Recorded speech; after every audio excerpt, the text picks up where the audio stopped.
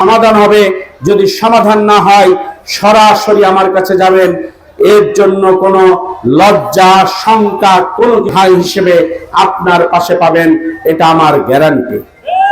সন্তান বন্ধুগণ, সুতরাং মানুষ যদি বলে তোমরা কি পেলে, তাহলে এই কথাটুকু বলবেন, আর কিছু পাই আর না পাই, আমার এমপি কে ছুঁয়ে দেখার সুযোগ পাই, এমপির টেবিলে বসে কথা বলার সুযোগ পাই, এর চেয়ে বড় কিছু আমাদের আর প্রাপ্তি ছিল না।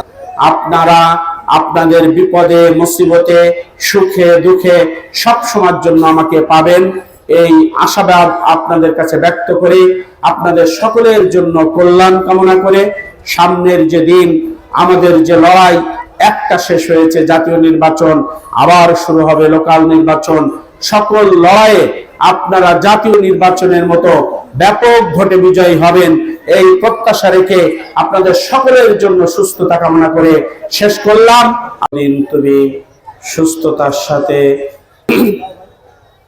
আজকের এই বিশাল ইফতার মাহফিলের সম্মানিত রোজাদার ভাই এবং বাবাজিরা, আল্লাহ সুবহানাহু ওয়া তাআলার কাছে আমরা রোজা রাখছি, এই জন্য আল্লাহ তাআলা আমাদের সম্ভবত মুত্তাকি, এই নিয়তে আমরা রোজা রাখতে চাই।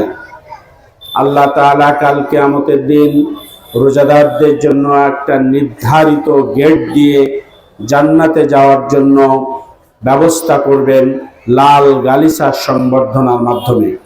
আল্লাহর কাছে আমরা দোয়া করি, আল্লাহ সেই রায়ান নামক দরজা দিয়ে লাল গালিচার উপর দিয়ে তোমার জান্নাত তুমি আমাদেরকে উপহার হিসেবে দান করো। সম্মানিত রোজাদার ভাই এবং বাবাজিরা, এই রোজাদারদের পুরস্কার কাল প্রতি জানাই দরুদ ও সালাম সাল্লাল্লাহু আলাইহি সাল্লাম। সম্মানিত উপস্থিতি,